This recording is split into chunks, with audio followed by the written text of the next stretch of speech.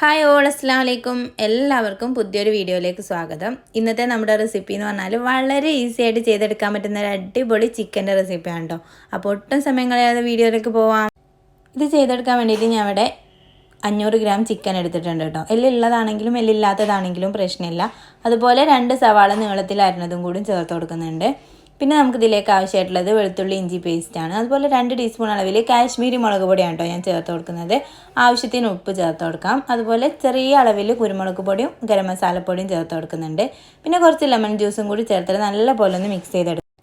ഇതൊരു അരമണിക്കൂർ റെസ്റ്റ് ചെയ്യാൻ വെക്കുകയാണെങ്കിൽ നല്ലതായിരിക്കും. ഇനി ഇല്ലെങ്കിലും പ്രശ്നമൊന്നുമില്ല കേട്ടോ. ഞാൻ ഇവിടെ റെസ്റ്റ് ചെയ്യാനൊന്നും വെക്കുന്നില്ല. ഇനി നമുക്കൊരു പാനിലേക്ക് 2 ടീസ്പൂൺ അളവിൽ നെയ്യ് ചേർത്ത് കൊടുക്കാം. പിന്നെ നമുക്ക് സ്പൈസസ് കയ്യിലുള്ള കുറച്ച് പട്ട 2 ഏലക്കായും അതുപോലെ തന്നെ പൂവൊക്കെ ചേർത്ത് കൊടുത്തതിന് ശേഷം 1/2 ടീസ്പൂൺ ചെറിയ ജീരകവും കൂടി ചേർത്ത് കൊടുക്കാം കേട്ടോ. അതൊന്ന് ജസ്റ്റ് ഒന്ന് റെഡിയായി വരുന്ന സമയത്ത് നമ്മൾ നേരത്തെ റെഡിയാക്കി വെച്ചിട്ടുള്ള ഒരു മാരിനേറ്റ് ചെയ്തിട്ടുള്ള ചിക്കന് അതേപോലെ മൊത്തമായിട്ടൊന്ന് ചേർത്തിട്ട് ഒന്ന് മിക്സ് ചെയ്ത് കൊടുക്കാം.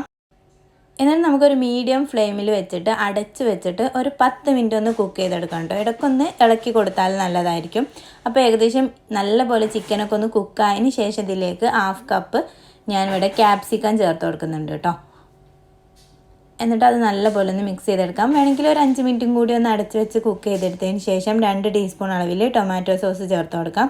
അപ്പോൾ നിങ്ങളുടെ കയ്യിൽ ചില്ലി ഫ്ലേക്സ് ഉണ്ടെങ്കിൽ അതും കുറച്ച് ചേർത്ത് കൊടുത്താൽ നല്ല ടേസ്റ്റ് ആയിരിക്കും കേട്ടോ.